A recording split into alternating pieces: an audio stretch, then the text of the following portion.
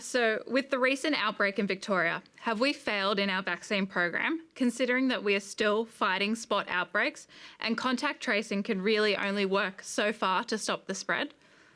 Ed Husic. Where to start? Certainly not with the COVID Safe app. I'd have to say that complacency has been the big enemy here. Complacency by the federal government in securing the vaccine supplies required, complacency and responsibility shifting to the states on quarantine. Now, a few weeks ago, right in this chair, I think Dr. Norman Swan outlined how Pfizer approached the federal government in June last year saying, let's do a deal. There were initial discussions in July and nothing happened, and the deal was not sorted until November.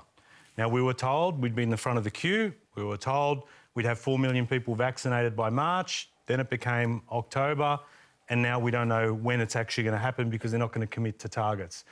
The biggest thing we need people to be safe. We need people to feel secure. They're going to get that more if they know that the vaccines are available and are out there, and there's a sense of urgency to get this done. Are you saying, though, the vaccine program has failed? That's the question. Yeah, I think, well, by all accounts, I mean, most people would appreciate that because we haven't really vaccinated that many people. 1.7% in Australia. I hate to bring up the comparison because we do this so often. Kazakhstan, 5%.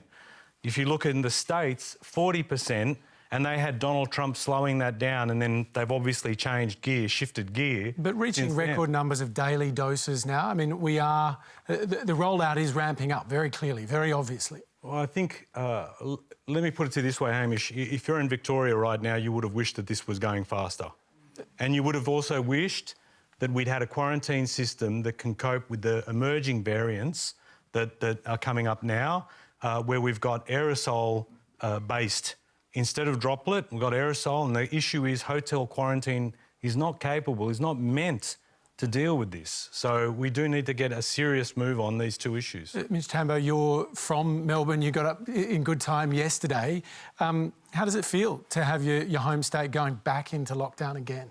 Hey, Mitch, it's a real kick. You know, we really felt the brunt of it last year. We were in lockdown for, it felt like almost half the year. And I feel like for all of us in Victoria, you know, we feel like we've got our life back. You know, we're moving forward, work's busy, and then all of a sudden you wake up and again the calendar's empty and you don't know what's next, you know. But in saying that, I feel like we just have to do everything we can to maintain our health, look after community, and hopefully abide by the rules and get through winter, because I think that's the thing we're all concerned about is, you know, winter's not even officially here yet, and here we are on the dawn of another, you know, potential 3 or 4 months in lockdown. Dave Sharma, if the vaccine rollout was on schedule as promised by your government, we wouldn't be in this situation, would we? I don't agree there, Hamish. I mean, the vaccine provides protection against the disease, but so do a number of other measures we have in place. We've got the border restrictions, we've got hotel quarantine, we've got testing and contact tracing, and we've got physical distancing. And it's important to remember that we need multiple layers to protect ourselves from this disease. Now, on the vaccination program, the numbers yesterday were 3.9 million Australians who received their first vaccination. 105,000 Australians received a vaccination yesterday. And that's an interesting statistic because actually that's close to 4 million, which your government promised to have delivered by the end of March. We're now towards the end of May. I mean, we are a really long way behind schedule. Well, there's undoubtedly been slippage, but I mean, I'd point out the AstraZeneca vaccine, for instance. We contracted 3.8 million doses of those. We've only been able to get 700,000 of those. India has gone offline as a producer of vaccines and other materials because they've had their own pandemic to deal with. I don't think it's realistic to expect that there aren't going to be hiccups and obstacles along this pathway, but the point is that we adjust, we iterate, and we move on to the next phase. Now, where we are now, I mean, more doses are coming into Australia. We've got deals with Pfizer, with Moderna. We've got AstraZeneca coming online as well. I'm confident we'll get this done, but it is a reminder. I mean, look, in the United States, high vaccination rate, they had 25,000 new cases yesterday, 600 plus deaths. In the United Kingdom, 2,500 new cases yesterday. High levels of vaccination are important, but they're not a cure-all. We're going to need to keep a whole lot of other policy measures in place for some considerable time yet. Jennifer Robinson? I mean, border closures are not an answer and certainly not a long-term answer. The bungle that this has been is not only negligent, but it's going to cost Australian lives and has already cost Australian lives. And border closures aren't a long-term solution. We've got 36,000 Australians stranded overseas who aren't able to come home, which is unlawful. Human Rights Committee has already made provisional measures against Australia, saying it's unlawful that Australians aren't able to come home. And that's because we don't have sufficient facilities, and nor does this government have a proper plan for that. Dave? I accept entirely that border closures have caused a significant degree of personal and other hardship to any number of people, including lots in my own electorate and, you know, close personal friends of mine. But the truth is that Australia it's been one of a suite of measures that has meant that we've come through this pandemic on any objective measure a whole lot better than any other country in the world. I mean, we've had 910 deaths in Australia, about 800 of those were from the second wave in Victoria last year.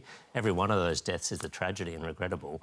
But when you look at the numbers in the United States, over 600,000 deaths. In the United Kingdom, over 250,000 deaths. If we had anything like that here in Australia, we'd be talking about 20 to 30,000 of our fellow citizens who would have lost their lives. Ed? But this is the complacency that I'm speaking about. There's no sense of urgency. There's no, you know, we don't have a mass information campaign urging people to go out and get the vaccination because our belief is that by the borders being closed, she'll be right. And this is not a good public health strategy. We need to have, we had a health minister that was saying you can get your vaccination now or you can wait till later. Wink, like waiting for someone else to, maybe another type of vaccination to come in because there's been hesitancy in terms of getting vaccinated with the AstraZeneca vaccine. And I just think, one, as I said, we need to have really a firm commitment out of the government to encourage people to get vaccine. We need to get quarantine sorted out. We need to get the vaccine production and manufacture here done. And the other thing is too, I genuinely worry, we're a relatively small nation. We've got the benefit of being an island continent and we're shutting ourselves off from the rest of the world as they're getting their act together. And we know the economic, but also what this does to us socially in terms of being closed off from the rest of the world. I don't think this is a good long-term prescription for the nation, and we do need to get our act together on this sooner rather than later. Randa, according to the 7-day rolling average, which is about 73,000 doses currently, noting though that today we're well above that, it'd take something like 19 months more to roll this out across Australia. Do you see it as a failure? Yeah, I do, and I think that, you know, we pride ourselves and we like to co-opt the idea of being a multicultural society when it suits us politically. And then we forget the fact that there are so many Australians who have family overseas, who are connected with people overseas, who haven't seen their mothers, people who are having children here, their grandparents haven't seen their children, who are desperate to be able to be reunited with their families. And that always gets missing from the debate, as though border closures are the answer, where it affects so many. But there is broad support for the border closures, isn't there? But when you speak to, of course there is broad support in terms of the short term, but it can't be a long-term solution here. It needs to be something that, like Ed said, there has to be a sense of urgency to these measures. But the border closures, haven't they kept vulnerable Australian communities, remote Indigenous communities, safe throughout the course of this pandemic? You know, the predictions were that remote Indigenous communities could be wiped out if the pandemic reached there. Yeah, absolutely. But what I'm talking about is when you have, for example, racially selective returns of citizens, Australian citizens. We have citizens in India who are not allowed to return, but we did not have the same sort of measures applied to citizens coming back from the UK and America. And to think that our communities aren't noticing those discrepancies and aren't seeing the racialisation of the way that these policies are impacting on multicultural communities, I think we need to think about and talk about that as well. Dave Sharma, you do want borders open as soon as possible, don't you? I do, but it's going to need to be in a way that's consistent with protecting the public health of Australians and consistent with the medical advice. I mean, what Ed didn't mention here is these policies have been agreed by the National Cabinet, state premiers, Labor and Liberal, and the Prime Minister on the basis of medical advice, the chief health officers and the chief medical officers of the states and territories. So, I mean, you know, if we got advice saying that it was safe to open the borders, of course I'd listen to the experts, but that is clearly not the advice right now. And I think most Australians... But might that advice be different if a very significant proportion of the population was vaccinated? Absolutely. If 70 or 80% of the population Absolutely. was vaccinated, that advice would change. Absolutely. And I don't think there's any intent on behalf of the government or certainly anyone in the parliament to keep borders closed for any longer than necessary. You know, there's a review that is underway. Or maybe until after an election is held. I don't think there's any linkage there at all. I mean, I don't think that our doctors or our chief medical officers give their advice depending on where we are in the political cycle. I think they're thorough professionals. and we'll take their advice. But obviously, high levels of vaccination will help us open the borders quicker. Diminishment of the disease overseas will help us open the borders quicker, and the risk profile of the country where we're hoping to open the borders with. I mean, we've got a travel bubble that's been open with New Zealand. It's now closed for Victorians and others.